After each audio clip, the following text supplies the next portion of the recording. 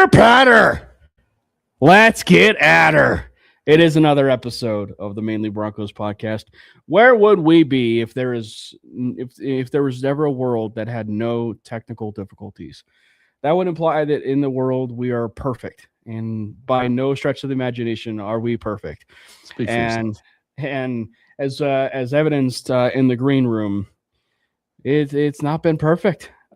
Jordan hopefully could be able to join us here in just a little bit. Was experiencing internet issues, for the first time in gosh, I don't know how long. He said he's been having he had some fiber optic, connections and stuff. So hopefully we can get him in here. Brandon will be joining here in just a little bit. But as first, you can see that we have the esteemed member of the Broncos podcast community. And more importantly, he's officially confirming now that he is no longer a bot. He wasn't a hacked account. He's officially, confirming that he is no longer a bot. Mike Carmelini, what's up, man? What's up? Thanks for having me on, Cam. It's great to see your beautiful face. My Twitter account was hacked by some jackass, and it's gone forever. But they did not get my YouTube channel, which would have shaken me to the core. So, but thanks for having me on, man. It's good to see you. I hope we get Brandon and Jordan on soon. Yeah, hopefully it works. Might actually end up having to, as I was explaining to you before, might have to go the back way with sending links and stuff like that. And but there was a lot to kind of delve into, of what's kind of happened, if you will, in the last less than 24 hours, less than even 12 hours, because the Denver Broncos finally dropped news. And I should say significant news. The Denver Broncos have agreed to a 5-year contract extension with head coach Sean Payton. It is now the second 5-year contract that would put him with the Denver Broncos. And actually it is, I'm assuming it's not a new deal.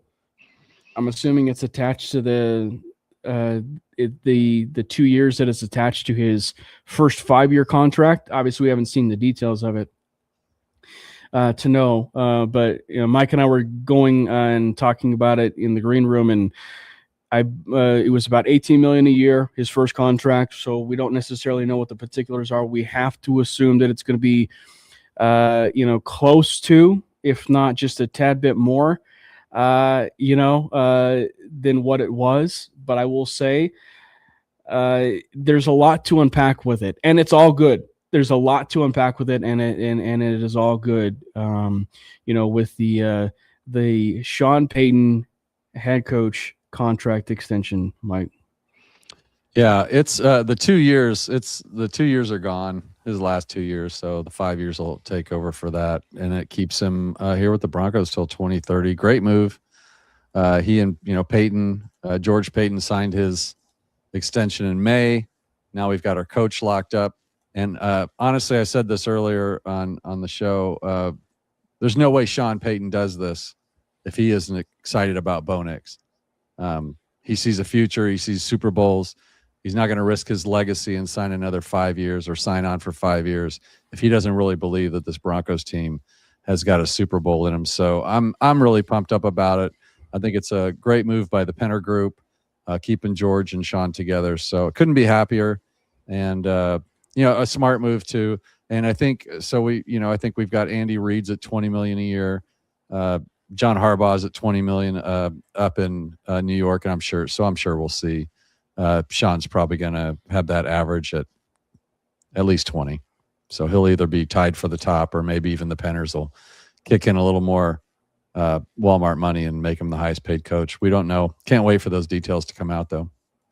Yeah, and at least from how I'm viewing it, it's a lot of positives, because you mentioned how it's also a Bo Nix related question, and I think that, not question, but answer, in a sense, like, you drafted your quarterback. We knew He was really confident in drafting Bo Nix. And then, well, when you hit the quarterback and you get it right, you're also well rewarded for not just the quarterback being right, but also yourself. And when that's right, you get rewarded with a new deal. And the other layer to this that is something that the finger warriors on social media will always tell you is that the relationship between George Payton and Sean Payton is not the best. Well, in this offseason, the Denver Broncos have locked up George Payton and Sean Payton in the same offseason, and they are now tied through 2030. Mhm.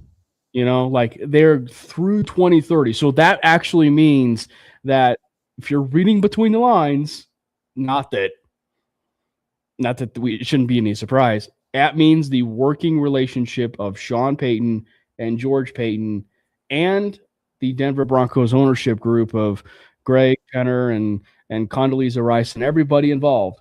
It is a very good working relationship. You know what, Cam? I didn't see it coming. When Sean came in, I thought George was, the clock was ticking on George. I thought, maybe 1 year and then Sean would, have him gone, get one of, his guys. But yeah, they surprised me. They end up hitting it off, and they seem to work really well together. Looks like a great marriage. I think Sean, although George is certainly really involved in the, player personnel, the scouting, I don't know that there's much doubt that Sean's the one that, buys the groceries because he's the one cooking. But I think he and George just have a really good relationship. And George does a great job with the, the cap and all that, the Russell Wilson fiasco. It was him that, kind of navigated our way out of that. So I think it's a good marriage. I think that George Payton he can't possibly have an ego to work with somebody like Sean Payton, who has enough for everybody. But I mean, Broncos country should be celebrating this. Those of us who have been watching this team long enough to watch us go through 16 quarterbacks and God knows how many coaches over the last decade or so, this is it's really nice to know that we've got our quarterback, our coach, our GM, our ownership group. Everything is right there in front of us. So it's a great day to be a Broncos fan. I've always kind of said this when it came to when we talk about the relationship of George Payton and we talk about the relationship of Sean Payton. People, I think, need to be talking about it more when they say, like, when you understand the history of Sean Payton, this is not the first, this is not the first time that Sean Payton has had to deal with incumbent ownership, or not just ownership that was already there, and also a general manager that was already in place. This is not the first time that actually he has dealt with this, right? Like, he dealt with that in New Orleans. And so you could say it's a very uncomfortable situation. Yeah, for sure. Cause you want to make sure you're around people that you would want to work with, if you will, but also, it's one where you also kind of have familiarity. You're comfortable with it because you've had so much success with it in the past. Right. And so because of that, we were really fortunate to see this play out, where you had the relationship with Mickey Loomis. You had the relationship with Mickey Loomis. They built that friendship. They built that camaraderie with one another. And there were a lot of cap hell situations, but that was more of an ownership situation, not a Sean Payton situation. And so now you have the best of both worlds of how to manage everything of the cap, the salary cap, obviously the rosters, everything. And so it really ended up being kind of the perfect marriage of what he, to a certain degree, had built in New Orleans with Mickey and Loomis and everything. And now with the Broncos, are just, this is the best of both worlds. Yeah. I'm Cam. Nobody can be disappointed in this, of course. The one thing about a successful team is when the ownership and, that sort of triangle, the owner, the coach, the GM, everybody's moving in the same direction. They have one vision. And I think we've seen that.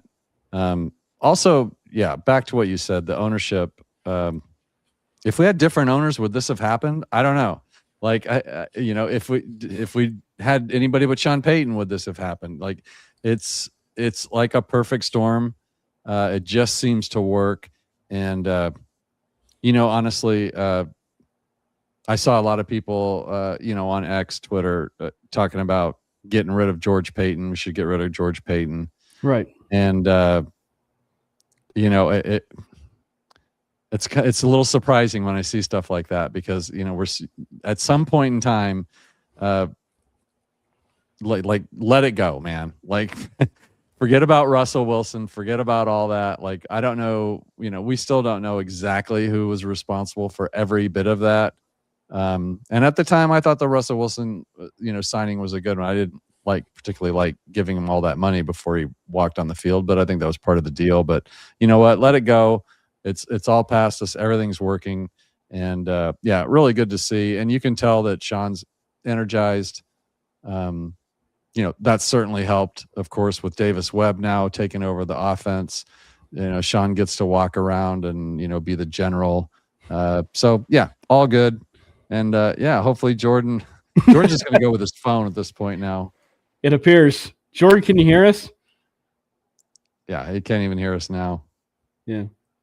This is He's the poor guy. Yeah. Jordan, who is Pride of Broncos ab, will tell you that one of his cohorts would always have Wi-Fi issues, and yeah, that would be the case. Jordan, who is Pride of Broncos. No, that would be a no. Yeah, I will say when you look at is it as far as some of the other stuff, and you look at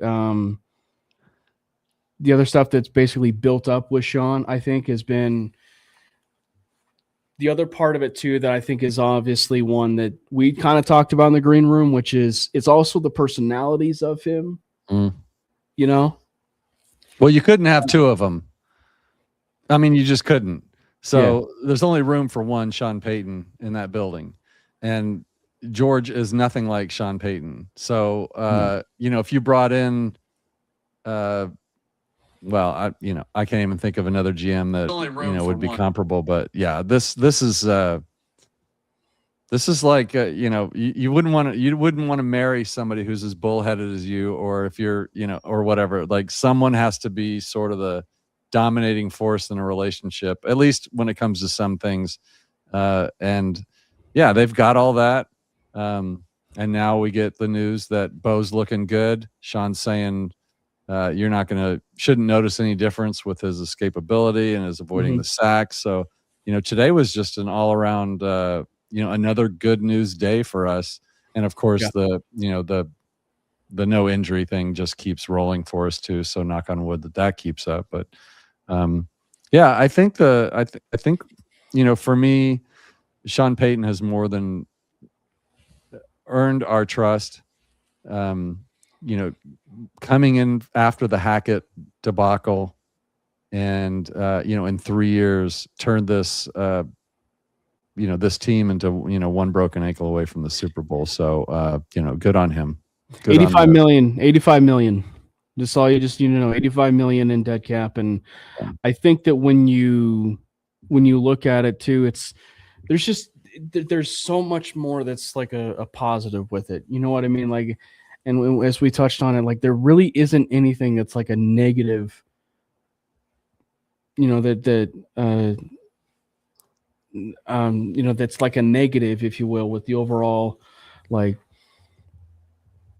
I don't know, like the contract that they handed out. You know what I mean? Like there really isn't going to be something that's negative. I mean, people can spin it, however it is that they want. Like, oh, they're locked down to, Sean Payton for 5 more years, or something like that. But like they can spin it, but it's just you're not handing out a contract extension for someone that you don't want to have there. You know what I mean? Like, and so I think that when you look at it, there's just so much that is so positive, and it's how things have built with that roster, how things have built with that general manager, how things have built with, where things have been.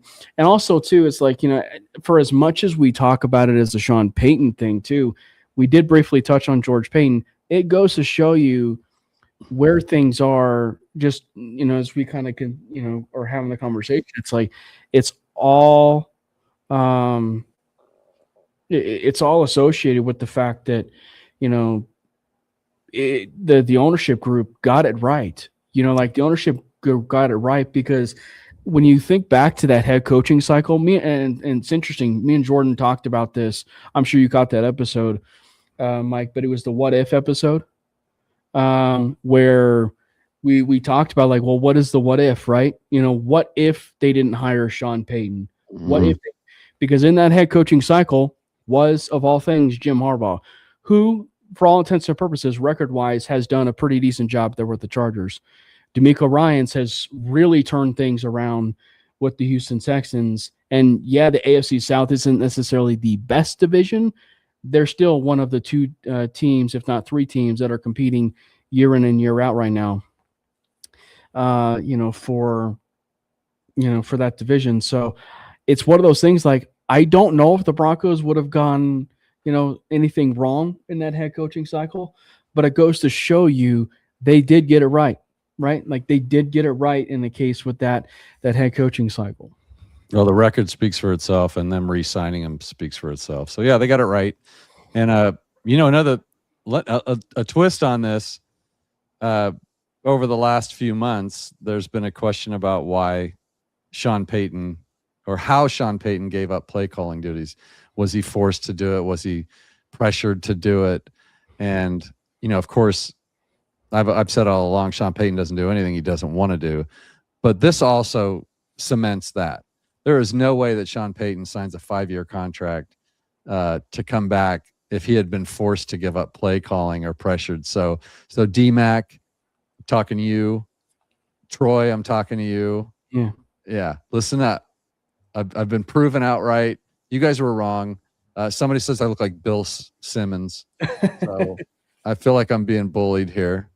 I'm just saying. And come on. What's up, Grandizer? Haven't seen you in a minute. Good to see you. Who called me Bill Simmons? Josh Sherman. Of course it was Sherman. Oh my God. I haven't seen that name in a while. I lost my Twitter account. I think I used to follow you on Twitter. We Wi-Fi work. Oh my God.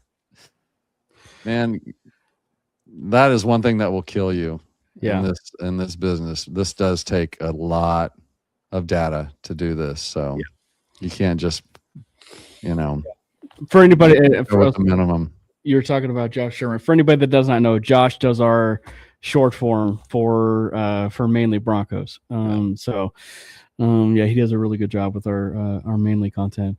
But yeah, no, it's just it's something that I think is, I think probably like the biggest surprise, as we kind of are talking about it, is just, it's one where it's like, it's more so like that it happened now. You know what I mean? Which kind of begs the question, what's next? I saw in the comments where I believe they brought up Bo, to make sure that Bo gets happy and he gets the extended next year. He's eligible, right? Like, he's eligible for his contract extension, after this year. I would imagine, because you have the 5th-year option that's kind of lumped into this, that the Broncos don't want to do it now, per se. Because they want to lump that 5th-year option into it and kind of like build that contract off that 5th-year option. They'll do it next year. But that said, as we're talking about the Sean Payton extension, we weren't expecting a Sean Payton extension now, So, let alone obviously a George Payton extension, but it was just, we expected it, once the beginning of the year and things were kind of creeping in, that things were going to happen. But it was just one where, maybe at some point you didn't know whether it was going to happen. All of a sudden it came about where, this is definitely going to be happening. Last year I said he's going to play 8 more years. I was going to play till he was 70. So we'll see. no, as far as Bo Nix goes and G-Man, I give him a little crap in the chat. He's a buddy, but he thinks we should, get Bo done now, but yeah, that's not going to happen. They but I can, don't. but yeah. But yeah, I mean, he's not even eligible. But I don't think they'll do a 5th-year option. They'll get the contract done next year, after. And I think that'll be smart, like, because they'll get ahead of it. The earlier you do them, the less expensive they are. Bo could bet on himself and wait, but I don't see that happening. But yeah, as far as the coach goes, I like the way that they've got both George and Sean tied up for the same amount of time. So that's one thing. And then 2, there's no salary cap implications or anything like that with coaches. They can pay them whatever they want when they want. They can, it doesn't hurt them to do it. So, yeah, why not? Why not get it done? And, we've got, as far as players go, there was the story by Chris Thomason about Jaquan McMillan. Yes. And then there was pushback from the team. So Patrick Smythe got, put the kibosh on that. Where they're talking but not talking. They're not talking, yeah. So, that's the kind of stuff that's really interesting. This one is probably, other than what, like signing Bo Nix next year, this is about as big of a signing as it gets, locking in your head coach and your GM. Yeah. Keeping the stability. Now, so I think we're about 20 minutes in, and obviously I'm kind of scrambling 2 different things with Jordan and stuff with Wi-Fi. But the one thing we probably could have touched on, I would say, like right off the bat, as far as you're kind of, peeling it back, if you will, Mike, and that's the obvious that I think a lot of people have been attributing. And I will say I fell into this trap, at least thinking it, which was they're going to be handing Davis Webb the play calling. Why is Davis Webb staying? He had a lot of gigs. He had 10 jobs. Like, he had 10 jobs that he was going to. Like, 10 legitimate head coaching jobs, and then probably, 3-4 offensive coordinator jobs. So that's probably close to, the same amount of teams, but just as far as jobs, that's roughly 14 jobs. And he didn't take either one of them. He stayed. And, he went and stayed here for some of those opportunities that were with Lamar Jackson to be his offensive coordinator, to be with Josh Allen to be his offensive coordinator. Granted, that was going to be with Joe Brady as head coach. And so may not have been as lenient, if you will, on some of those play calling. But it was just, I think the other big, massive one here, and I don't think it's a negative at all, but so we basically could kind of put to bed the idea of Davis Webb, being the long-term answer, at least as of right now. I think we also have to remember he's 31 years old. There's a rather long runway for things to kind of happen, still for him to be a head coach. So at least maybe that option is still on the table. But I would say it kind of took a significant hit today too with the. He had a couple of head coaching, he was second in a couple of head coaching gigs. As far as the OC goes, he wasn't taking OC anywhere but here. Mm-hmm. So he and it wasn't even a threat of play calling. I mean, that was early in the conversation, so he knew that was on the table.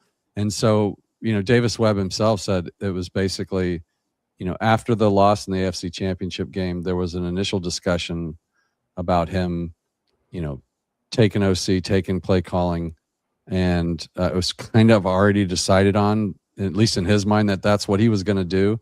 But he had some interviews lined up, but the head coaching interviews, you have to follow those up. But nobody, I from what I understand and what I heard from him, it doesn't sound like there was another team that was going to take him as OC from us, and that he would choose over us. I'm sure a lot of teams wanted him, like you said. There were a bunch of them. Yeah. But he wanted to be here, and he wanted to work with Sean in this capacity. Now, to your first point, I had this conversation when he first was promoted to OC. Everybody was saying, "Oh, well, this is going to be Sean's. He's going to groom Davis to be the next head coach." And I said, "Well, first of all, Sean's not going to groom anybody to be his replacement because he's playing for another 8 years. And that's the last thing on his mind is worrying about who his replacement's going to be. That's for ownership to worry about. Sean could care less about that. He's trying to win Super Bowls. The other thing is that he's going to coach another 8 years. There's no way Davis Webb lasts 8 years as our offensive coordinator. So my hot take earlier today, and I'm going to throw this by you and see what you think. Mm-hmm. Davis Webb is going to get a coaching job in this league. He's going to go be a head coach. Even if he just does pretty good this year, he's so well liked and well spoken and so knowledgeable. Someone's going to hire him.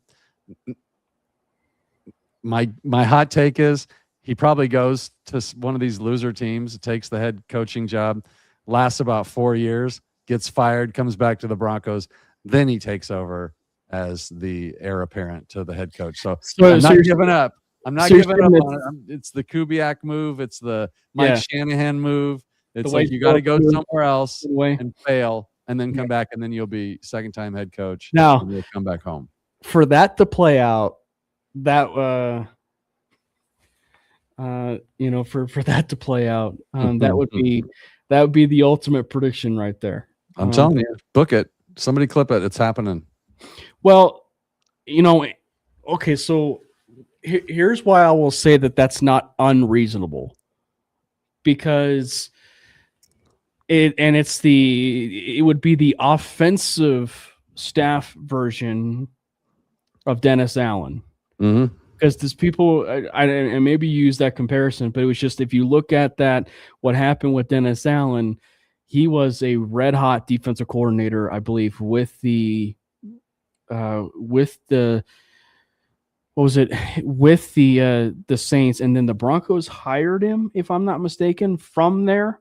Like the Broncos hired him, when he was with the Saints, and then he became the head coach for at least a brief period.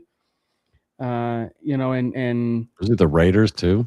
And then he was with the Raiders. Ironically enough, the Raiders were one of the short list of teams that wanted Davis Webb. But anyway, so, and then it kind of just all snowballs on Dennis, if you will. And then what happens? He goes and he joins up with Sean for 5 to 10 more years, if you will. And he was the defensive coordinator for him, and then obviously now he's the defensive coordinator for someone within his tree. Yeah. Ben Johnson down there in Chicago. And it seems to be doing rather well. So it sounds crazy because you don't really see it all that much, but relative to Sean Payton, there's at least a world where I think it's actually more plausible when you break it down like that. When when the young coach goes away to become a head coach somewhere, they do often come home when they don't make it. If their old organization or coaching staff is still there, they will bring them back, and Sean's going to be here. So, we'll see. And it could be, he could last. Now he could go somewhere and do great. It really depends on where he goes.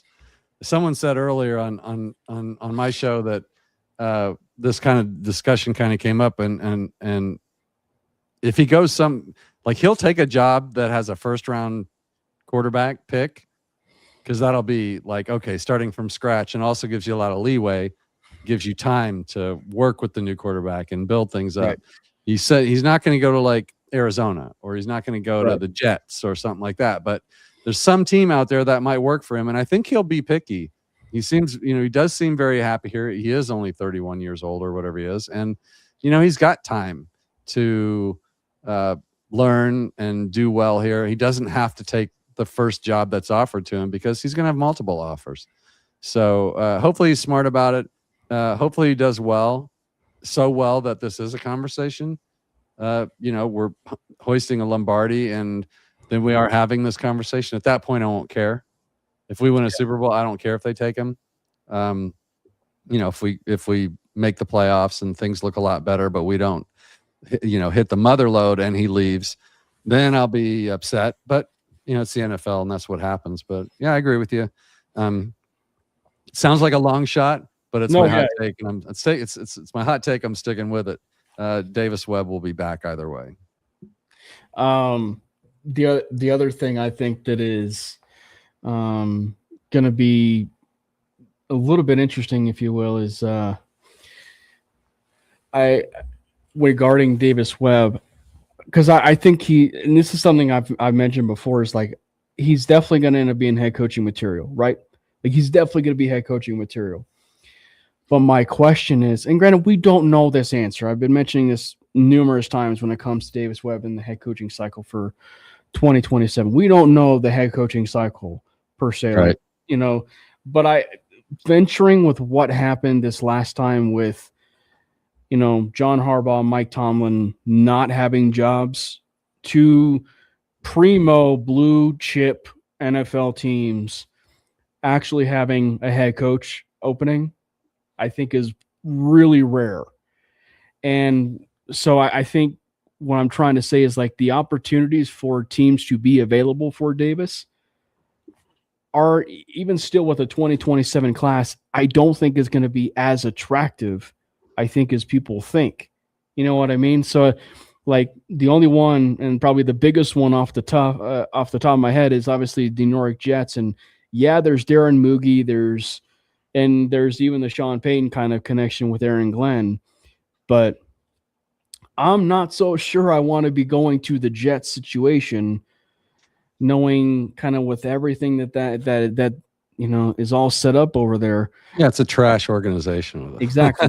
And then who knows? Like there's very different ways that you can build a team. Obviously, Sean has clearly shown that with Dead Cap, but it's just you want to make sure you are wanting to go to an attractive organization.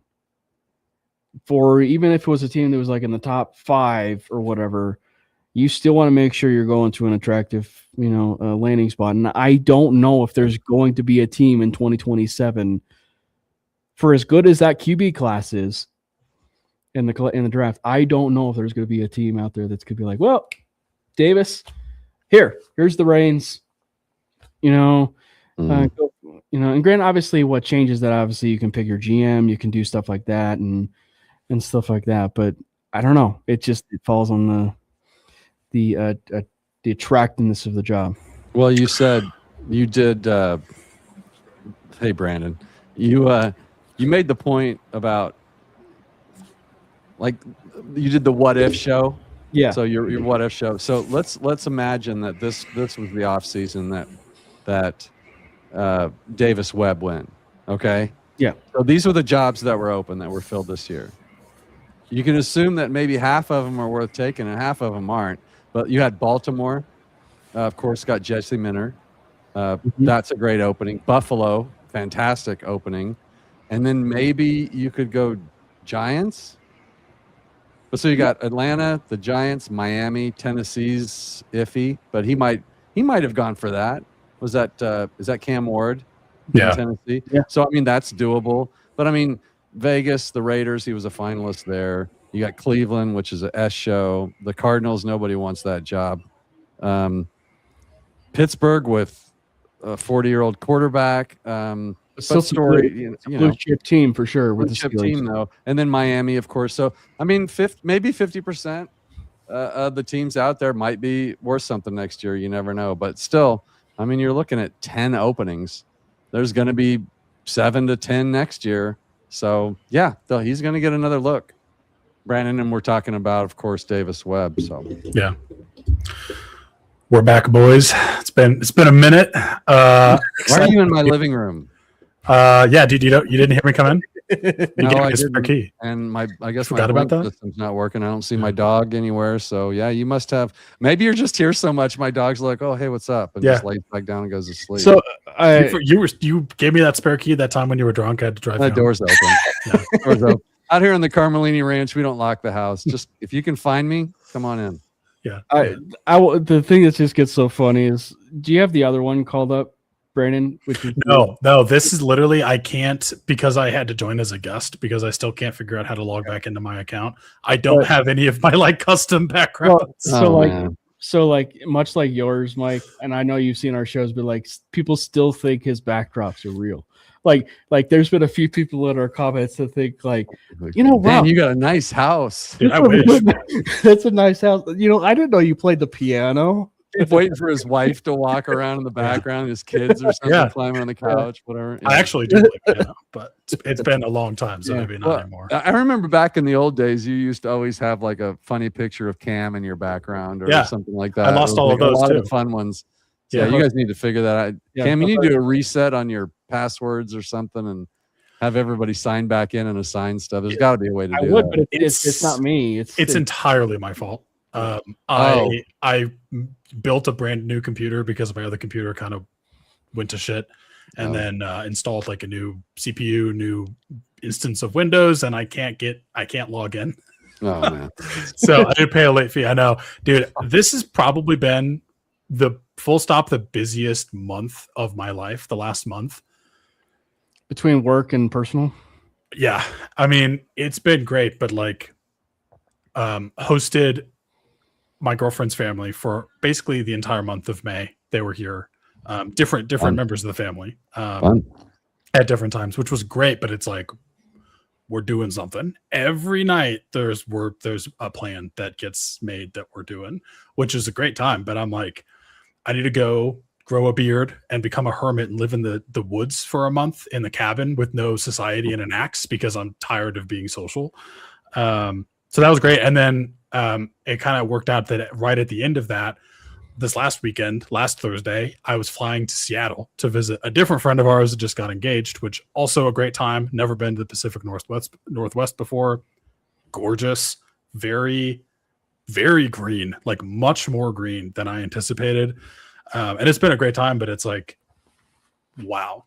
I feel like I wake up, I'm doing something every hour of the day, every minute of every hour. I go to bed and just rinse and repeat for like the past 5.5 weeks. So we're back. It's been a long time since I've devoted any portion of my brain to football. So I'm excited actually to think about that again. And I wish I had my normal football backdrop because we're back, baby. In fairness, Brandon, the Sean Payton extension has been probably the only like legitimate news that has been Bronco news as of late. So if you're going to have like one of your busiest periods in your busiest months, you kind of pick the right period, if you will, to kind of have it. So that's, I'm giving you a legitimate pass. I mean, I'm giving you a pass anyway, but it's just like, that's a legitimate pass. The only thing I'm taking away from this is that good things happen only on weeks when I'm here. So, newsworthy things only happen during these weeks. It's funny you say that because the day after we got back from our trip, when we were in Italy and Greece, the day after was when the George Payton extension dropped. Yeah. So yeah. So Brandon, me and Mike were talking about obviously the biggest news of the day, and that is the Sean Payton contract extension. Obviously, like he and I were talking about, there's a lot to take in. Like there's not really any negatives about this, but the layers of it are so positive regarding the Sean Payton extension. So kind of take us through your thoughts on the Broncos kind of surprising us all and doing the extension now.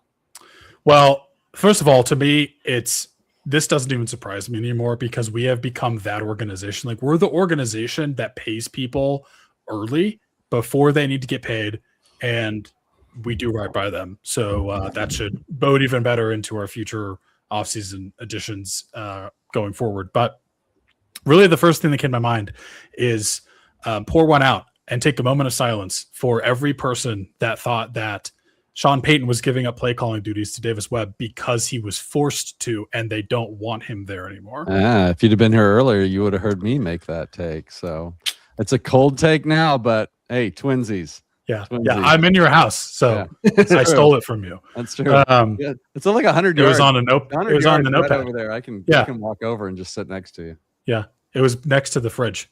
That's where this drink is from. I just help took yourself. it. I don't ask. But that was my first reaction. And I mean, again, I'm not even surprised because this is just like what we do. But kudos to the team for, making it well known that Sean Payton is going to continue to be our guy moving forward. And like, you look at way back when this happened and we treated a first round pick and it was like, oh, that's a horrible trade. We got fleeced. Who trades for a coach? That's not something that you do. It's not ever worth it. It never works out. And like, okay, well, we had what was the statistic that was released when they did that announcement? It was like the second most wins in a 3-year span or something like that, or third most wins in 3-year span since he came in to be our coach. So yeah, but I'm going to silent for all the haters as well, actually. Yeah. So, but I'm stoked. I'm excited. Really, really interested to see what this offense looks like with Davis Webb. Obviously, Sean Payton's still around. Obviously, he's still going to have a big voice in that building, and like how much of it is going to be still like a Sean Payton flavored offense, but with some Davis Webb wrinkles. Is it going to be a whole new thing?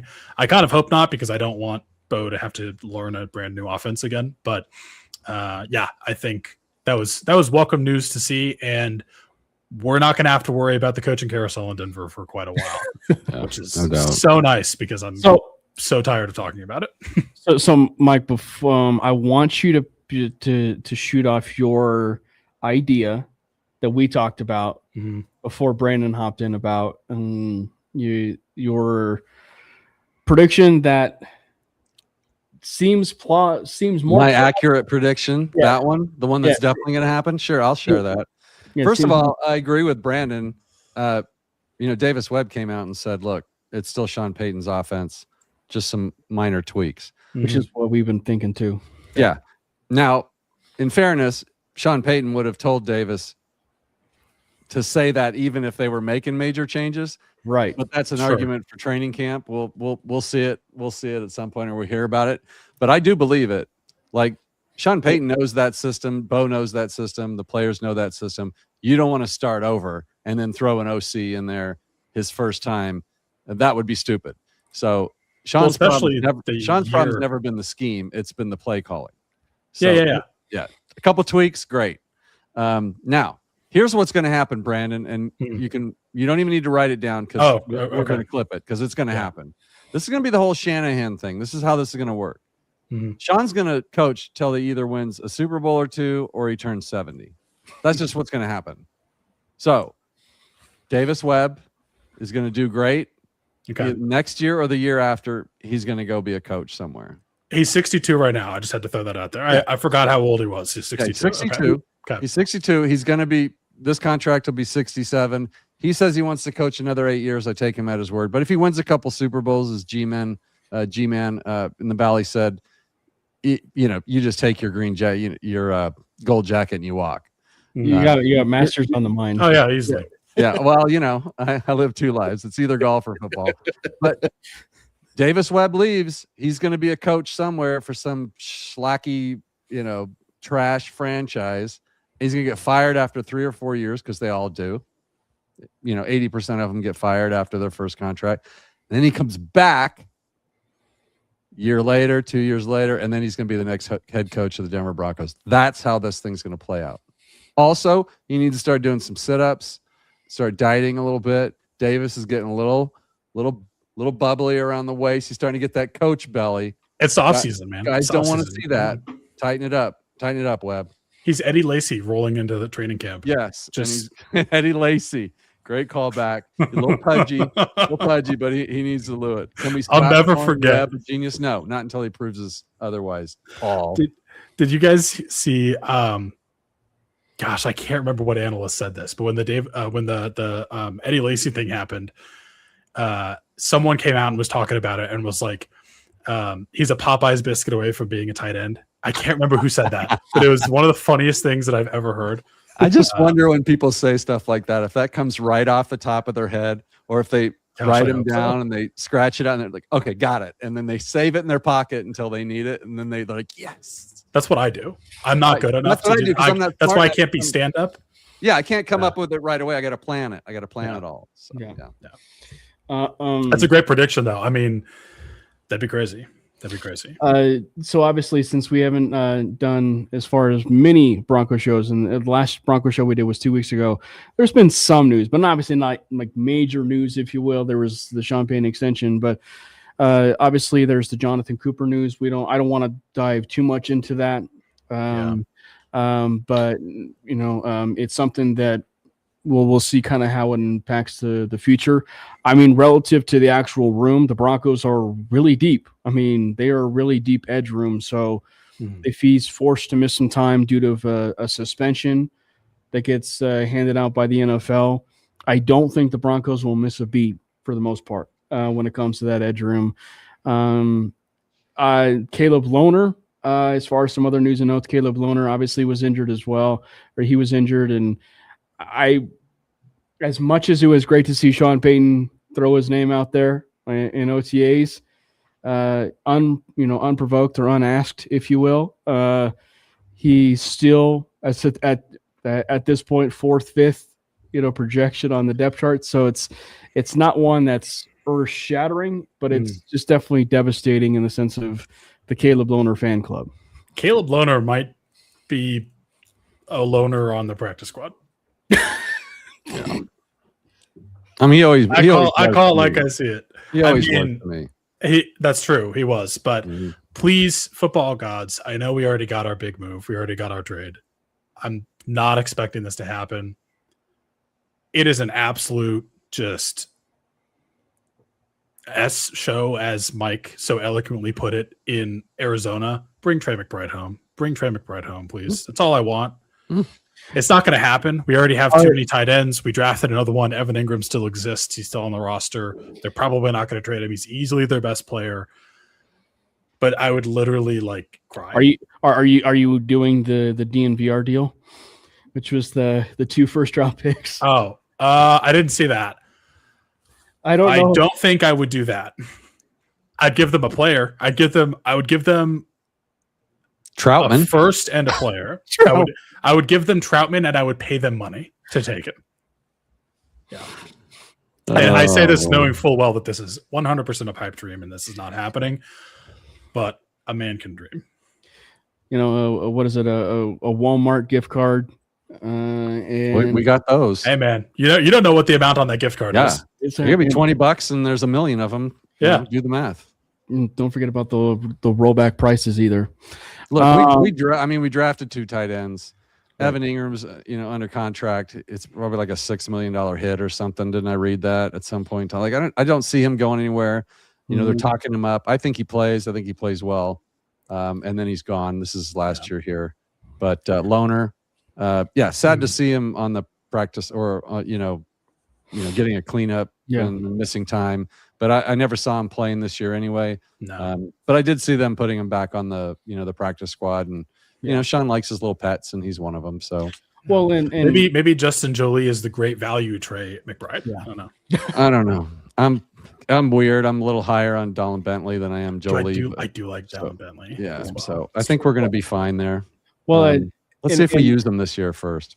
And I will say, there's at least enough wiggle room for Lohner. I mean, the injury obviously is a setback, but we also have to remember this is the basketball prospect who is actually transitioning to tight end, and as far as a dominant tight end. And obviously Sean, mentioned out about, his physical prowess and the blocking and, and everything, if you will. Mm-hmm. But it's one where, there's at least some wiggle room. There's at least some wiggle room that despite the injury, he can still be able to grow and mature and get better. And, maybe it's a blessing in disguise. This injury is truly a blessing in disguise. And I'm kind of with all of you guys. I wasn't expecting Lohner to be on the 53, but the injury sort of derails it, if you will. In a sense, he'll probably still be on the practice squad, but you never know. The other bit of news was, and this is maybe more so of the bigger news, was the Pat Surtain raise that got handed out. I believe it was a $5 million raise, if you will, something that you don't really see that you really don't see as much. And I think that it falls in line with what you were mentioning, Brandon, which was this organization just does right with everybody. It does right for everybody. And I think, it's a different precedent, but it's one where it goes to show you the amount of care and everything from top to bottom that everybody puts with everybody in that organization. Yeah, dude, that just class act all around by the team. I wonder if they gave him a $5 million Walmart gift card. I would hope not. I hope that was actually real cash, but just love to see it. Jack Kenna asks, I know Richie, and Richie, I mean, it's Richie, for the Wild Wild West pod on Wednesdays, asks about the UDFAs. How many do you see the Broncos keeping? You're the guest, Mike, so we'll kick it off to you first. Well, if you're talking about the new ones, not the existing ones, I mean, there's two players that would possibly have a chance, I think, in my book. One of them would probably be York. He'll have a shot. And then there's a huge lineman. What's his name, Brandon? Tyler Miller, no relation. Yeah, Miller will have a chance too. As far as I know. I think those two. I've seen some other names by my viewers have thrown at me. I don't pretend to go do that kind of work. Honestly, I kind of let that play out itself. You can get down the rabbit. Yeah, those were going to be my two names as well. I think we lost Mike for a minute here. We might have lost sound. Yeah, I would pick those two as well. That. Oh yeah, we lost you. Those are going to be my names. You took them away from me, but I mean, great minds. I broke into your house, so it's. You saw my notes on my desk. Unplug the mic. Yeah. Miller time. It's Miller. If Von Miller comes back, it's Miller time. I don't think Von Miller's coming back. Well, it's Crown and Coke time right now for Uncle Mike. But I will I've say, been live streaming since 5:30. So yeah, I've been there.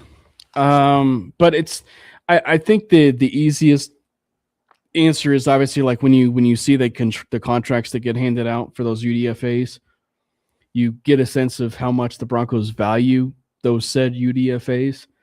And Tyler Miller, Taurine York, and Deshaun McCullough. Those were the top three that were given the largest contracts. And so I think it's understandable that a lot of people would probably be thinking that those three are probably going to be making it. I would be objective as possible and say that I'd be lying if I didn't think that Dane Key and McCullough at least have an option, at least have a window. Deshaun McCullough, it obviously is, as I said, he is the dollar store version of an Isaiah Simmons, not a Kirkland brand or whatever. He's a dollar store. And then you have Dane Key, who's just your prototypical Sean Payton wide receiver. I mean, he just does everything. So wide receiver is going to be a tough nut to. I mean, he can make practice squad, but that's going to be a tough one to break. But McCullough is a great call. I mean, what is he sitting behind Johnny Walker or something? Like, there's got to be room for this guy to possibly make it. He'll have an opportunity. I agree with you there. He plays everywhere. I mean, he'll have an opportunity. He plays Tyson Anderson. We'll see if he even makes the team. He plays well, and that's the thing too, Brandon. Right? Like you and I made the point of like, well, they signed JT Gray, they signed Sam Franklin, who are supposed to be, special teams demons, and didn't exactly pan out that way. And so, I wouldn't be surprised if Tyson Anderson's I feel like, and it's a crowded room, but just knowing George Payton, they signed 4 DBs. One of them's probably going to stick around. I mean, they're competing against like Reese Taylor. See what Chris Abrams-Drain does, and then I don't know. We're not going to fight on KAD, are we? No, I love Chris Abrams-Drain. Okay. No. I'm not saying like I want to know what he's going to do this next year. I think he had a great year last year. No, don't take this as shade against my boy, But I just think that there is probably space maybe for There's room. someone to break into that room. I'm not saying they're going to break into the starting lineup, but I mean, it's pretty much depending on how you view. It really depends on what they do with Barron, but I think one of those DBs might stick around. I don't know which one. I don't know enough about Amari Harvey, Brent Austin, William Wright, or Parker Robertson. I kind of want to be Parker Robertson just because I want another long-haired white cornerback. Name Parker. Fun. We're gonna need one when Riley Moss gets traded. Parker Robertson. What did I say? Yeah. Right. So, well, that's fair. He has to fill the role. Yeah. But other than we gotta that, have a cracker back on the team. Without a cracker back, we won't be the Broncos. But yeah, York, McCullough, and Miller are kind of the big three obvious ones. Yeah. So when you look at the corner, and we briefly touched on it, I was going to say Mike, but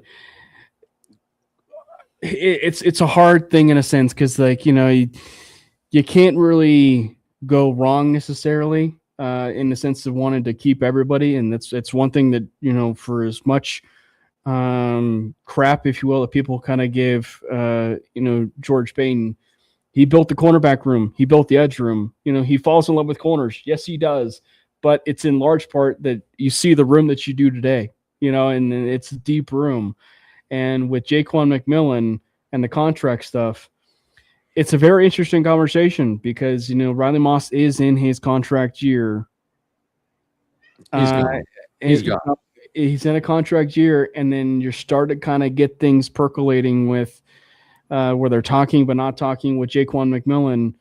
I think if you were to ask me right now, I think that there's a very real chance that Moss will play out his contract, but then he'll sign for somewhere else. And I think where it really kind of falls in line for me is there's an actual world where the Broncos will get another compensatory pick probably due to the fact that a team will value Moss or overpay on Moss and give him about $20 million a year. And that's just so rich. I really do think, Moss is a pretty good corner for a cornerback too. But with $20 million being kind of that high going rate for a cornerback too, and you can pay Jaquan McMillan and get a chance to finally develop Jahdae Barron, it's I think that's pretty easy sell for me. Yeah, well, first of all, you can't have too many cornerbacks ever. And second of all, just again, knowing George and knowing that this probably isn't needed, even again with the Barron, but people say pencil it in. I'm chiseling this in stone. 2027 first round pick is probably a tackle or a cornerback. It needs to be a tackle. It needs to be a tackle. If there's one, but if there's a cornerback there, George is going to get him. Well, yeah. I mean, Jahdae Barron was a wasted pick to me, but I don't know. I loved him coming out, and I'm just like, have a plan. Have a plan, please. It's just, if he's not on the field this year, then most people should agree that was a bad pick or it's a bad deal. But they do have him on the outside practicing, competing with Moss. So they're going to keep Jaquan McMillan. Chris Thomason can back off of that story all he wants, but it's a real story. They are going to try and sign Jaquan and bring him back. So what's Cornbread doing now? Dude, George can't help it, man. He's like shiny. It's like, I know it's a toy, but right? Well, he was idiot enough to say they're harder to find than quarterbacks.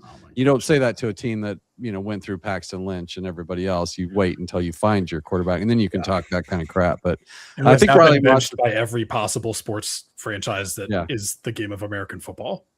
Riley Moss will be gone at the end of training camp, or he'll be gone next year after the season. He's not coming back, and it'll have to be Jahdae Barron.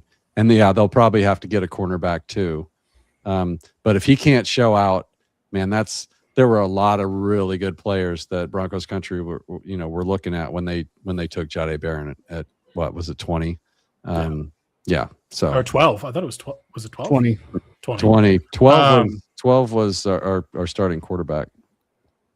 That was the year before. Yeah. I think he's probably Barron is probably the replacement for Moss. I hope, but maybe he's I hope so for our maybe sake. he's the Brandon Jones replacement. Maybe they move him to safety. I don't know, but just even if he's the Riley Moss heir apparent and he looks good and it works out, he's going into year 3 and he's finally replacing your starting outside corner, and he has another 2 years beyond that season on his deal, and then you got to pay him.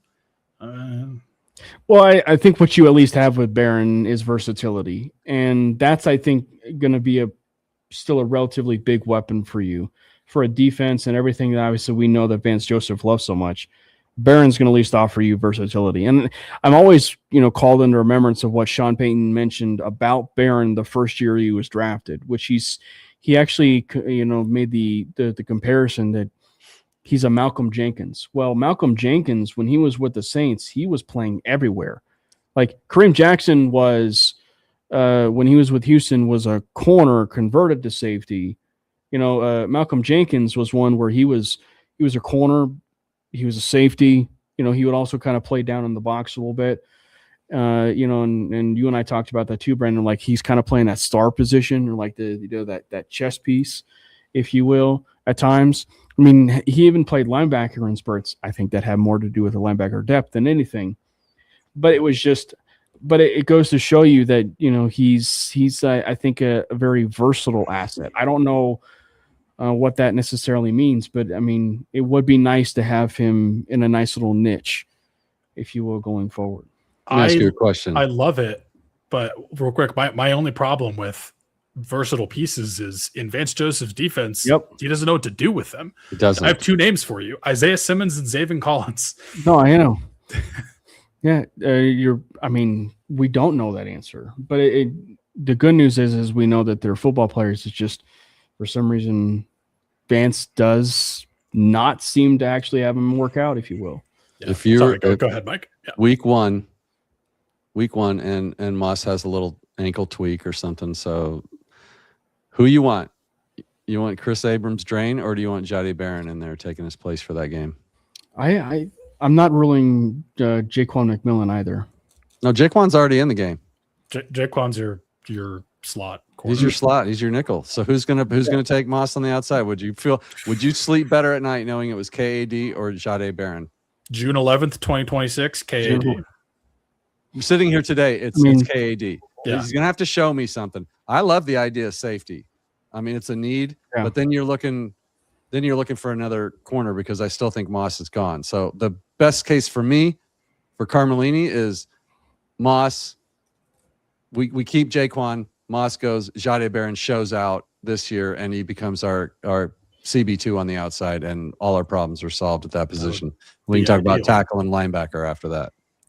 Linebacker is going to be solved by Murdoch. Murdoch, man, the Daredevil. Now Cam the other day tweets, Red Daredevil Murdoch or something. I'm like, how many freaking nicknames does he get? Like, no, it's so perfect though. Do you know what do you know about Daredevil? But I get that. But what I'm saying is, like, we're not going to use his first name, so we're going to make his nickname Red his first name and give him a new middle name. I'm like, the poor guy, can't get his real name used. How many nicknames do I got to remember for this guy? But yeah, I love that. I think we used to call Troy Polamalu that too. We called him something, but Polamalu? Do you remember Troy Polamalu? No, I know. Have you heard the I can't remember what player that's an analyst now talked about this. Oh my gosh. Pat McAfee. Have you heard the Pat McAfee story on Troy Polamalu? No. Oh my gosh. I'm not going to go look it up. It's amazing, but I love Troy Polamalu. I didn't know we called it that. But yeah, so Tasmanian Devil, I think. Yeah, I think that sounds right. I was gonna say like the Flying Hawaiian, but that's a baseball nickname for Shane Victorino. But no, I'm definitely kind of curious to see how it all kind of shakes out. I mean, I think that I'm not even ruling out the possibility that Jaquan McMillan even gets boundary snaps also. So like, because I think that obviously they'll definitely be agreeing to a deal. And I think that there's at least a world where I think they'll probably want to see what he can do outside, because that was also kind of what we got a chance to see with Chris Harris Jr. Right, like he became one of the premier slot corners in the NFL, and then he started to do a fair amount of things on the boundary, and then obviously he moved on, got older, and went to a few teams here and there, but like he became a pretty decent boundary corner. Now, I think Harris has a little bit more size than J-Mac, but I'm not ruling out the world where you can have J-Mac be a boundary corner, because then, too, like you can even have Barron be a nickel corner. And I think Barron would be just as good of a nickel corner as he would be a safety. I mean, I think safety has my personal preference been his like long-term plan, but because he's so versatile, it's one where I'm not ruling out the possibility of J-Mac taking boundary. And then, so I think for me, it's like, I'm probably going to go with, I would love to see them develop Chris Abrams-Drain more. But I think for me, it's like, I'm not opposed to this idea of J-Mac taking some boundary snaps and you have Barron be your nickel corner. And maybe that's even something too, where they kind of alternate it. If Moss has moved, you kind of alternate where Jaquan McMillan is a boundary and Barron is a boundary at times, and they just kind of alternate who's your slot corner. If that's what you have to do to get Barron on the field, I'll take it, but I don't love it. But it's one that's a niche, Yeah. And that's really all you kind of ask for with someone who's so. I think you might create the chance for two problems if you do that. So you've got a really strong, nickel corner in Jaquan McMillan, who's good at getting after the quarterback, good tackler. And he's 5'10", 180 pounds or whatever he is. And then Barron's like 5'11", 180 pounds or whatever.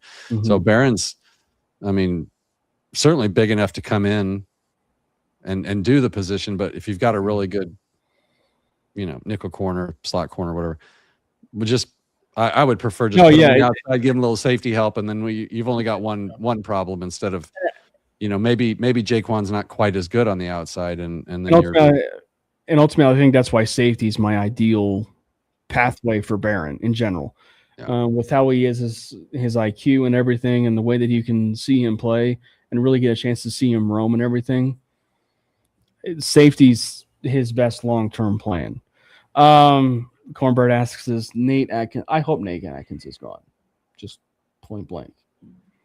If they're keeping Prentice and then drafting two tight ends, probably Atkins is gone. Cornbread, probably. The thing about Sean, though, he loves the kid, so you just never really know. He also we'll find out at the end. He'll make it to the final cuts, though.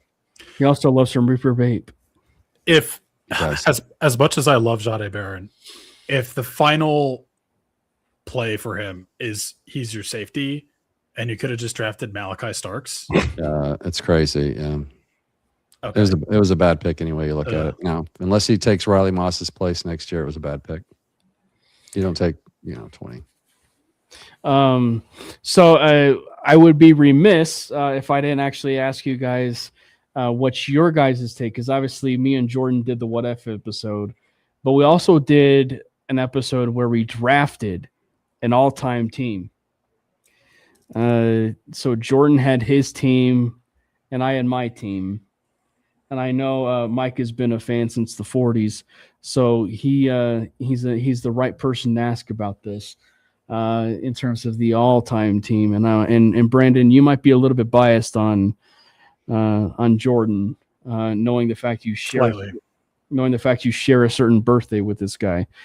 But to recap, for anybody that didn't get a chance to see that episode, like I said, we did an all-time team, but we did a draft. So I could not select a player that Jordan had. And so like when you look at it, this is Jordan's team. Peyton Manning, Clinton Portis, Rod Smith, Brandon Marshall, Julius Thomas, Gary Zimmerman, Dan Neal, Tom Nalen, Louis Vasquez, Orlando Franklin, and Andy Janovich for offense. On defense, it was Elvis Dumerville and DeMarcus Ware. Inside linebacker, Carl Mecklenburg and D.J. Williams. Defensive line was Trevor Price, Derek Wolfe, Pat Surtain, Chris Harris Jr., Steve Atwater, Brian Dawkins, and then his head coach is Mike Shanahan. Now we're supposed to remember everything you just said. So that's the first thing that stands out to me. He didn't take Von Miller, and he took how many Elvis Dumervil, and who else did he take? Elvis Dumervil and DeMarcus Ware. So he took Dumervil over Von Miller. Did he fax him the agreement? I So think that's an L. That's an L right there. All right, so good. Go ahead. Now let's hear yours. So how many wins do you think he's putting up? That team, That team specifically. like in the league now. Well, if you're, you know how the they're whole gonna win every freaking game they play. Yeah, they're now gonna go 16-1 because they're not gonna play their starters in the last game. Yeah. Okay. So then Brandon, am I right or am I right? Oh no, easily. Yeah.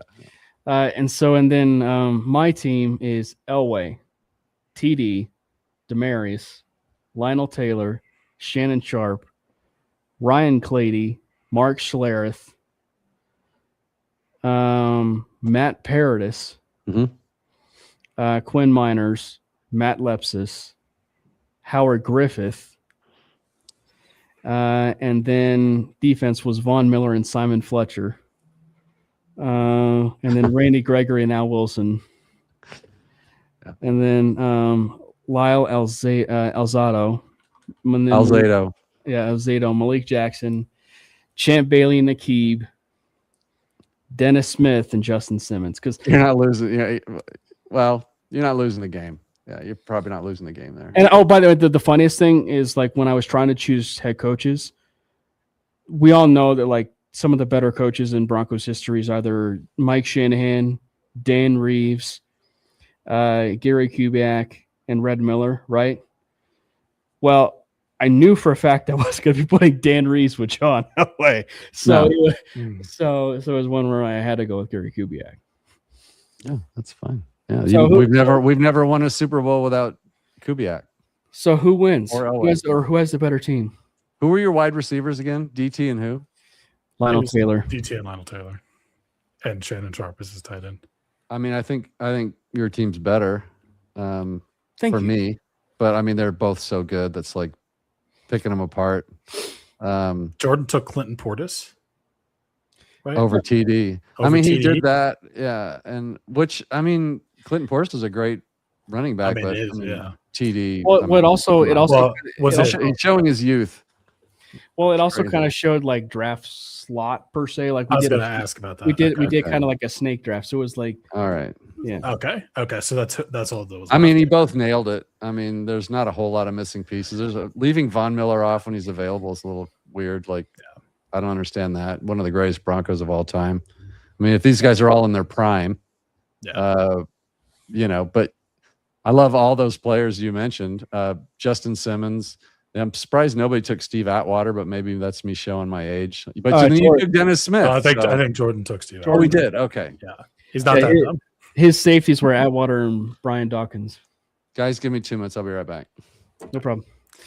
Yeah. I don't know, man. That's a hard one. The funniest thing, Brandon, is we got done with stuff. Yeah. And we're like, there is no way we could have done this with 3 people. No. I'm literally like looking. I'm kind of like mentally checking off the names that you're saying, and I'm like, are you expecting me to do a draft right now? Because there's no one left. No. I was gonna be like, I'm gonna have the JV team. Yeah. I mean, well, okay.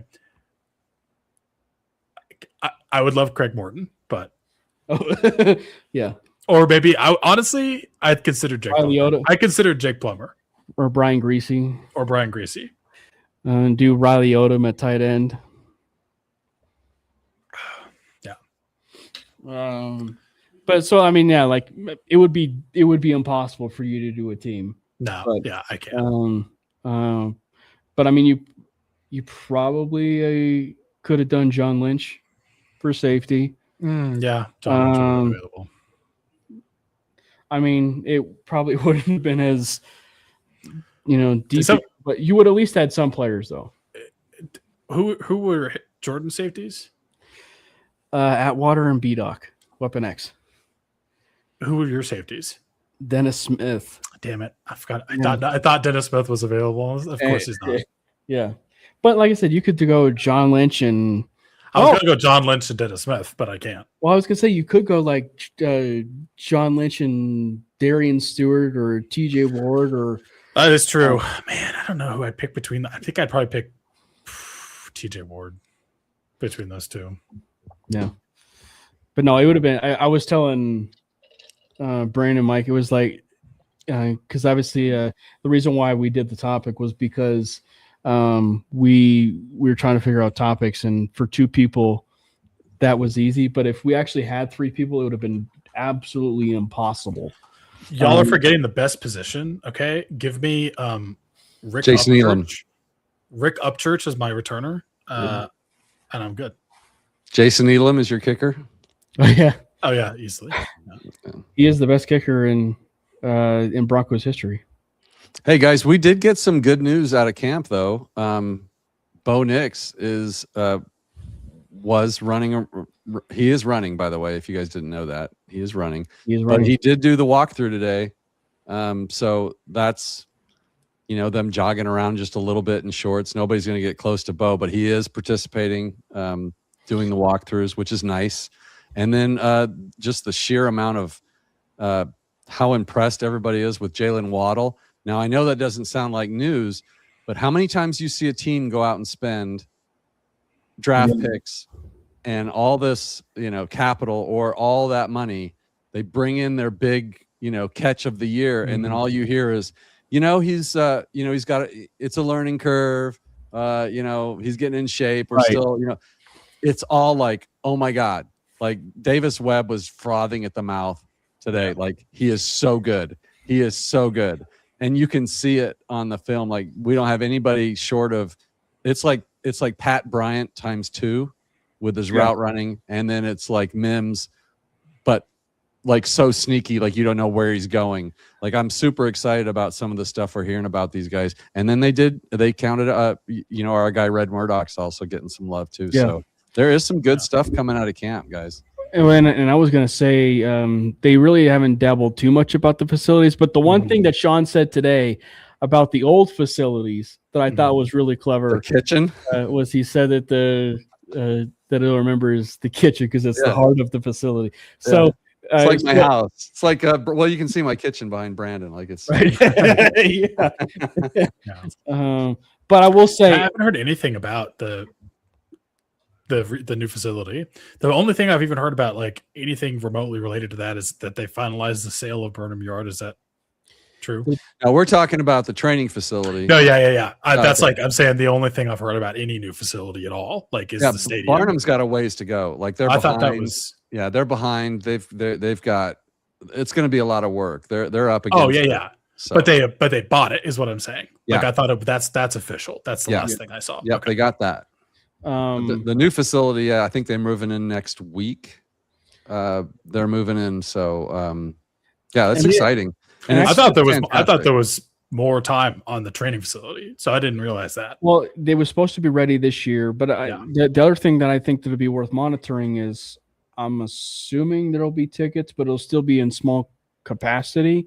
Yes, they are issuing tickets. I didn't get the number. I don't remember the number, but there'll be tickets and people will be at camp this year. So but as far as anybody commenting about the new facilities, it really hasn't been too much in depth, other than if you get a chance to see some of the clips from people on social media and you get a chance to see those facilities, like from Romy, had a really nice shot of facilities and everything. It's a beautiful look of those facilities. Like it's a weird kind of comparison, but it kind of reminded me a little bit of Talking Stick, like the Rocky Stadium of Talking Stick, the way it was kind of built and how nice that those facilities were. But like, it seems like it's going to be kind of state of the art. It's going to be the best. Yeah. So that's all I would just say is like there really hasn't been too much as far as like the facilities. I saw there was a video that Romy took. Yeah, where she was on the other side. Yeah. It looks nice. Yeah, that's really just kind of like been the extent of it. But I mean, all in all, there really hasn't been too much, if you will, to kind of talk about. I mean, obviously, OTAs is your, middle ground, if you will, for like, when you talk about, the stuff from rookie minicamp to OTAs, you start kind of having those same conversations. One thing I was going to say, Brendan, that we haven't actually had a chance to talk about, and it's something that you mentioned to us, and we don't have to dabble too much into this, but it's the interdivision. Look into the interdivision. You lead us off with that one. Yeah. So kind of looking at the state of the AFC West right now and what kind of transpired in the offseason. Obviously, you had like the big moves, Jalen Waddle, and obviously the Raiders getting finally potentially a quarterback, 2 quarterbacks technically if you count Kirk Cousins. But just kind of looking at the state of what the AFC West looks like after this offseason, not even necessarily doing a ranking of like how we think the division's going to go, but just even an offseason review. And to me, the biggest thing that just kind of stands out is I don't know what's going to happen with the Chargers defense and the Chiefs defense. And I also obviously don't know what's going to happen specifically with Patrick Mahomes, although he seems like he's some kind of ridiculous alien because he's healed and back doing things he's not, but that's what it sounds like. But like the Chiefs losing Trent McDuffie, replacing him with Mansour Delane. They replaced Pacheco with Kenneth Walker. They signed Alohi Gilman. Chargers lost Odafe Owe and replaced him with the 25-year-old rookie Akeem Mesidor, who is really good. But I think it's just the biggest thing that I'm kind of taking away from the offseason in the AFC West and kind of what that shook up to be is I think I still feel pretty comfortable saying like the Broncos have like probably the best chance of winning the division again. Yeah. And the reason I say that is just like specifically the Chargers losing Owe was like absolutely huge for them. They already don't have a great pass rush. And just the fact that they're getting Joe Alt and Rashawn Slater back is going to be a big factor in things anyway, but it's the Chargers. You never know what's going to happen there. And they did kind of continue to beef up that offensive line. But if they can't keep Justin Herbert healthy and upright, who knows what's going to happen there. Obviously, even if Patrick Mahomes comes back and he's good to go, like losing Trent McDuffie is huge. They also lost Jalen Watson and Brian Cook. They lost a lot of people on that defense. And so like, even though there are a lot of flashy moves that happened, and like, even I would say like Jalen Waddle wasn't even necessarily the biggest one, but just doing kind of a review of the offseason of the AFC West as a whole, I think we still come out pretty good, even though we lost Dre Greenlaw, we lost John Franklin Myers. We didn't make that many moves. And the one move we did make was Jalen Waddle, but I'm curious to know what y'all think about the AFC West offseason. Go ahead, Mike. You and I briefly touched on it with the Chargers. Yeah. Well, first of all, the Raiders should be better. I think they'll be better coached. We'll see what happens with Mendoza and all that. I have Kirk Cousins starting the season and then Mendoza taking over at some point. I could see them winning 6 games this year or something like that. So, we'll see on them, but I'm not going to really factor them in. I think it'll come down to the Broncos and the Chiefs and the Chargers.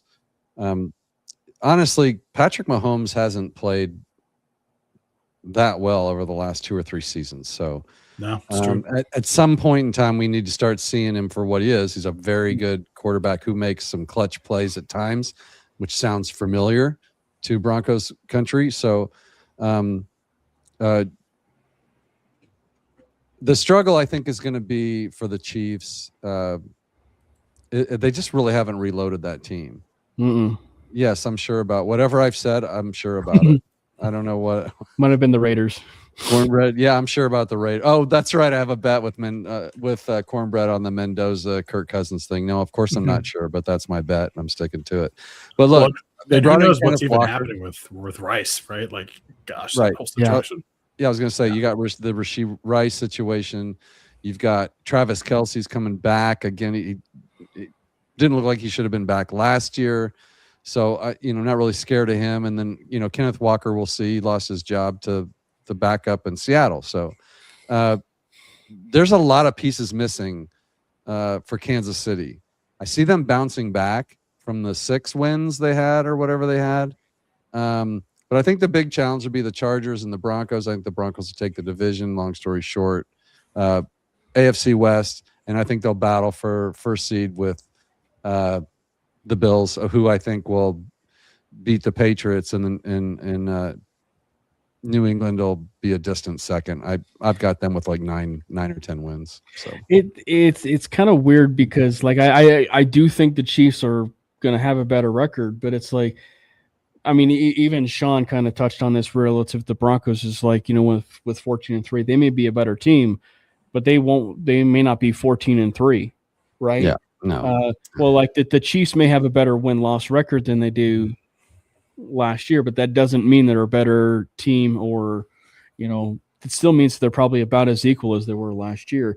And I think that when you look at them, it's like I do expect them to have a better win-loss record, but it's like they've been going about it in such a bizarre way and building that team right now that's not making any sense.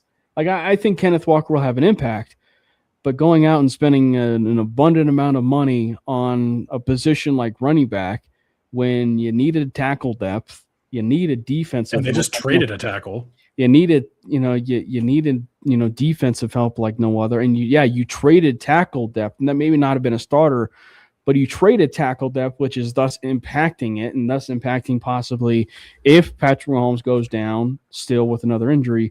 So it's just a bizarre way of thinking. They signed Ladarius Sneed, but Sneed is like in his mid-30s right now, or he's like just over 30 still. He's old, and he's a veteran corner, and he's going to a bit of a comfortable situation. But can you bring my screen up? Yeah. So here's the Chiefs. Let's do it real quick.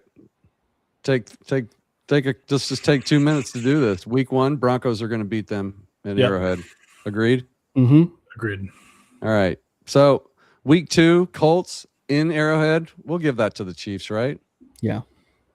And we'll give them Miami at Raiders. Tricky game, but to be, common sense wise, we'll give them that. Yeah. Agree? So their schedule starts out pretty manageable. They're 3-1. They get the early bye week, which I think really screws them later in the year. Dude, that later schedule is gross. It's a gauntlet. Now, I don't care what, how we do it, but we're going to split the Chargers and them. They're going to lose to Seattle. We're going to sweep them. Other way They're around. going to beat the Jets. They're going to beat Atlanta. You'll do it the other way. You have to. You have them winning it against Seattle and us. Maybe. Yeah. Oh, and the one below. Oh, you're giving them one. We're splitting or we're sweeping. Yeah, we're sweeping them. Oh, you might want to swap that. Where do I have it? Oh gosh, I'm pushing. Yeah, this one does confuse me. I was like, hold on. Push your words winner. and your actions don't make sense. Push the winner, Mike. Yeah. Buffalo beat them. L.A. Rams beat them. I think the Bengals in Cincinnati. I think the Bengals actually can. Good. This is a toss-up game here because the Bengals are another one of those like the Chiefs, where I do think they'll be better than they were last year, in a sense, record-wise. Brandon tiebreaker. Gosh, I got the Chiefs winning. Oh, it's not that serious. Well, I think I'm going to pick the Chiefs just because I don't know what the Bengals defense is going to be. All right, they'll beat the Patriots. The 49ers will beat them, and then they'll probably need to win that, and they're going to go 10-7.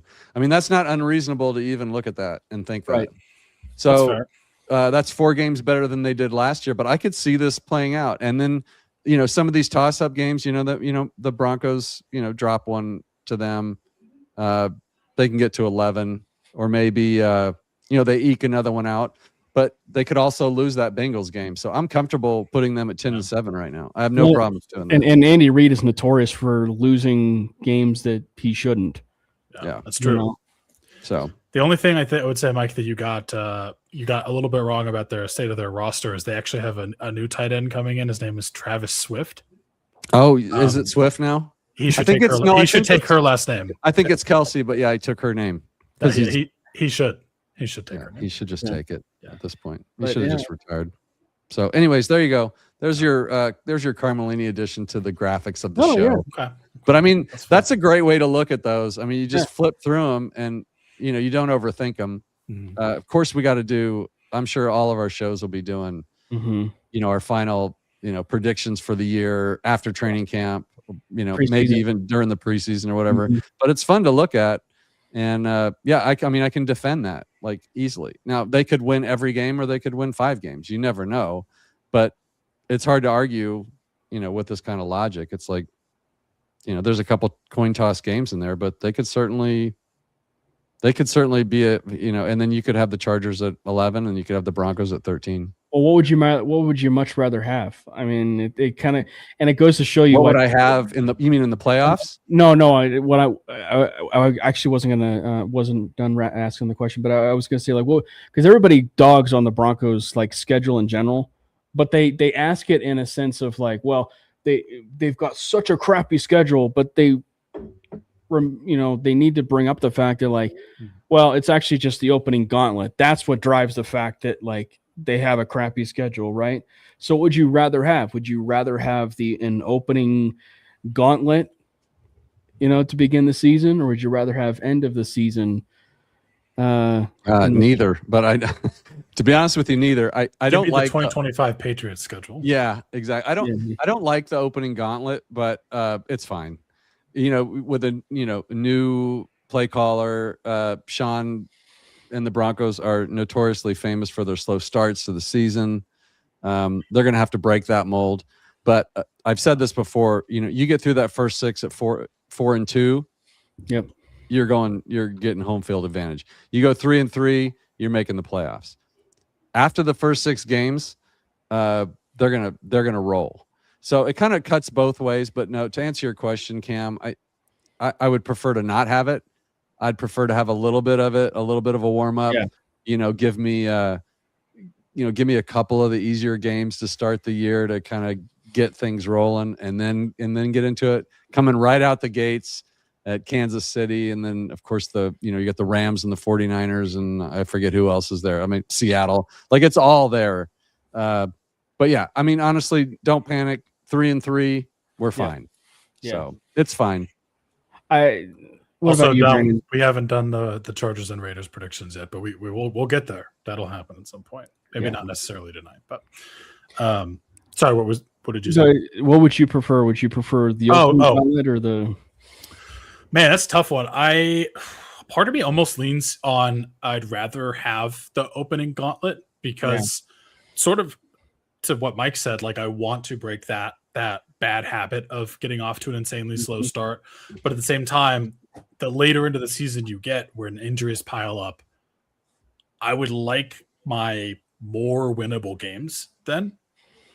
Because, in the beginning of the season, when everyone's fresh and healthy, that's when you can take down the gauntlet, right?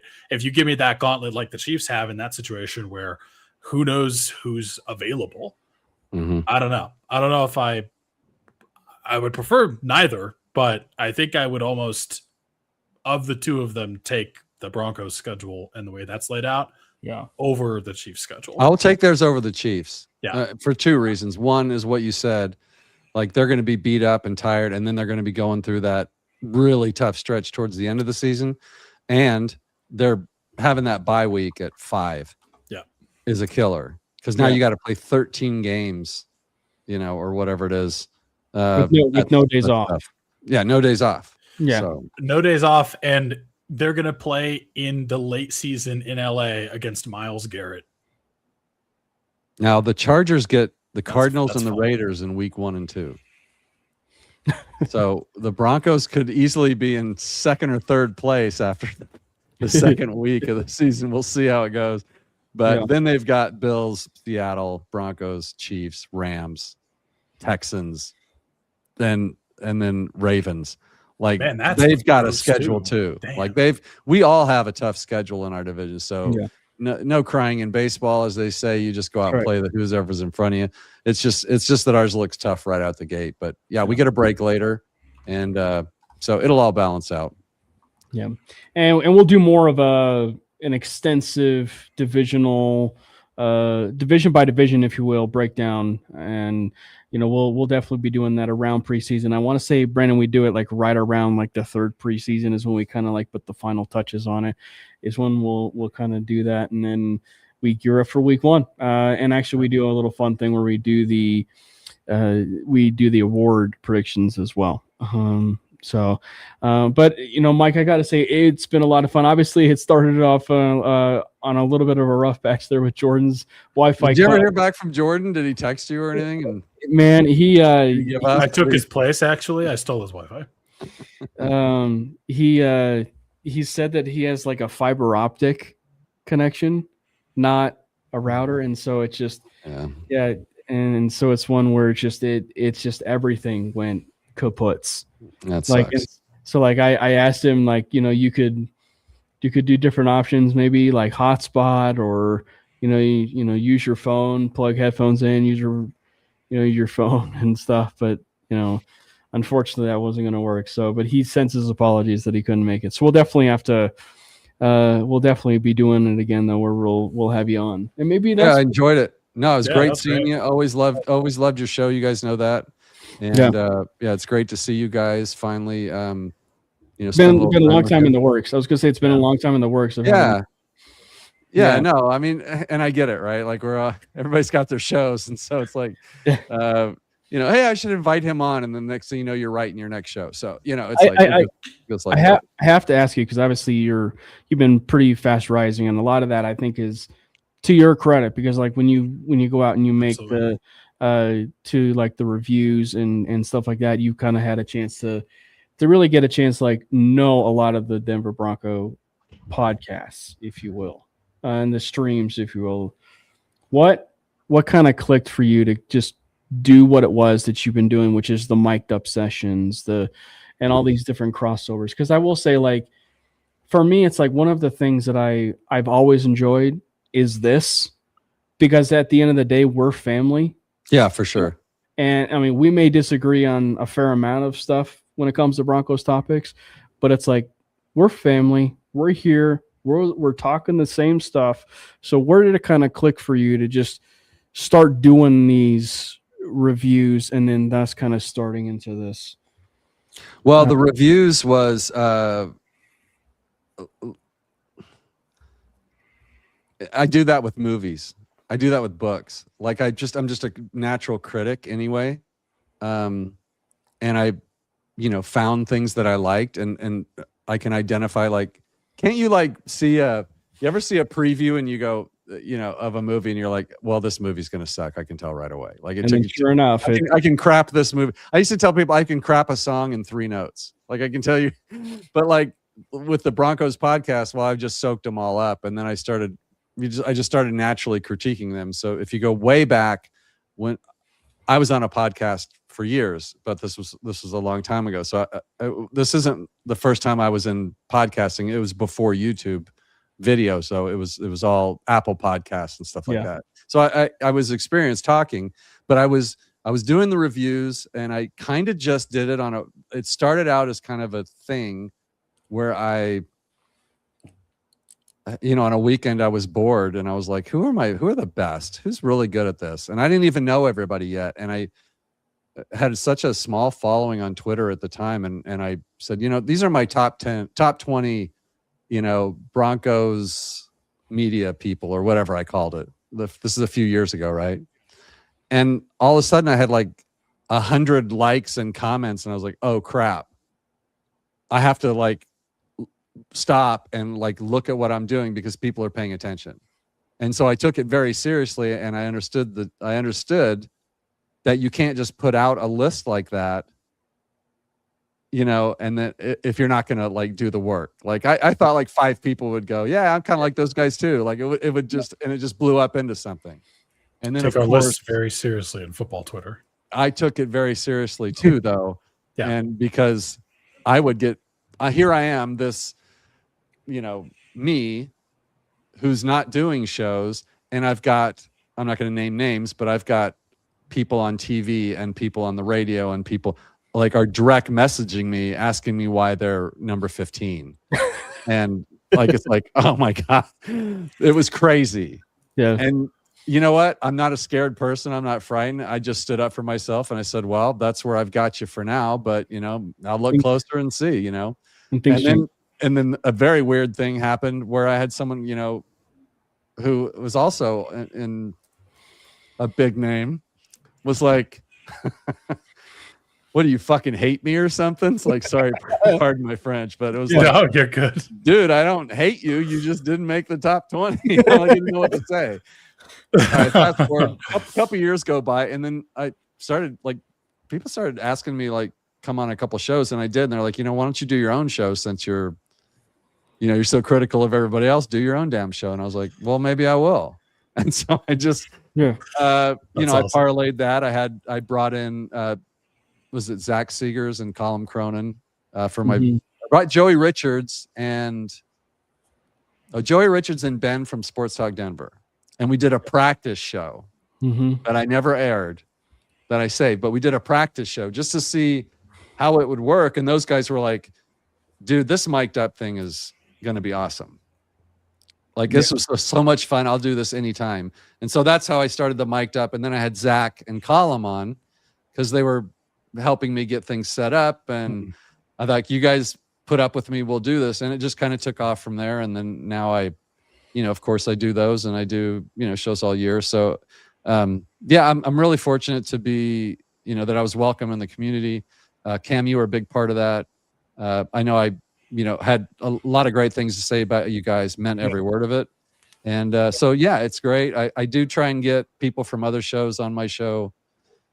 At least once a month, I get somebody on. I'm on somebody else's show, well, tonight, and then next week I'm on another show. And so, I think that we all stick together. I think when you start competing against other shows or you see yourself competing against shows, you've already lost. Yeah. I think when you try to act like someone else because they're popular, you've already lost, because the audience sees through people when they're not acting like themselves. The human nature is built in that it makes you uncomfortable. Like if you whenever talking to somebody and they make you uncomfortable, you're like, yeah, this guy's fake. This guy's not real. That's a real thing. And so, I learned a lot by doing those reviews. And I think I made promises to myself to not do those things that I saw and just be myself and not count those numbers.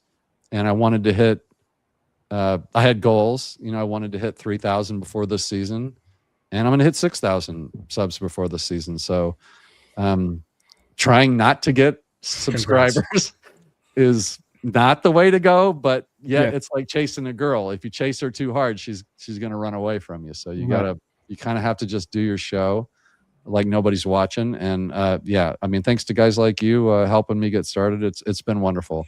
And I love every minute of it. Well, it's funny because one of the things that Brandon and I talked about at the early point, and because obviously this specific show grew a lot in a sense, because it used to be it was kind of punctual to just be well, let's just do a show, just be yourself, just be yourself and allow people to be themselves. And actually, interestingly enough, I have Zach Seegers to thank for that, because he kind of took the pod when he was on here, and we just kind of transformed it back when he was a part of Mile High Sports and everything, when he was doing audio and everything too. And so one of the biggest things for us and Brandon, and whenever we do these shows, it's just just be yourself, don't ever be something you're not whenever you're on this show. And so I think that, for anybody that is a Broncos fan that wants to be a part of this show and, and be a guest, you guys are always welcome on here. Just got to make sure we can be able to make it work with schedules and everything. But, you guys are always welcome on here, obviously. So it's just it's one where it's just a family, right? It's at the end of the day, it's we are a family. We're brothers and sisters. We disagree, but we still love each other at the end of the day, because it's dude, if all the time. You've been on one or two mic'd ups, but I can't keep track. But once you have I reuse my have you reused mine? My code or whatever it is, my StreamYard code. It's the same. It's been the same one for a year and a half. So last night I was doing a solo show, and all of a sudden Richie popped in, and I'm like, I said, what are you doing here? She's like, yeah, I saw you were live, thought I'd hop on. And I'm like, oh, okay. And so I throw him on there. And I swear to God, 2 minutes later, Mario pops on. You know, it's like, here we go. And so the invitations on a solo show, just kind of people know that they can just pop in. I'll see them down there. And it's like, you know, I love that. I love the community. And I encourage people to, I don't know, like not worry about anything except, you know, remember who you're talking to. And you know, I know I'm talking to Brandon, and I know I'm talking to Cam, but I'm talking to everybody that's watching. Yeah. Because I mean, I can talk to you guys anytime. We can FaceTime if we want to. Like, you know, you got to remember there's an audience out there that you're talking to. And if I were to give advice, and I try not to at this stage of my career, but it's that it needs to feel conversational with the people that are watching is the most important thing. And I you know, I just try and include them as much as I can. But yeah, you guys see me on there. I always expect somebody to pop on, and it's like, here we go. There we go. Every show's different. And then who knows? Maybe we do a mic'd up battle, a mainly mic'd up battle between Brandon and I. I would do that. I've thought about that. Actually doing, like, you know, taking people from the same show, especially you know, guys like you, that you guys definitely have different takes. Now, Cameron, you know what happens on Mic'd Up.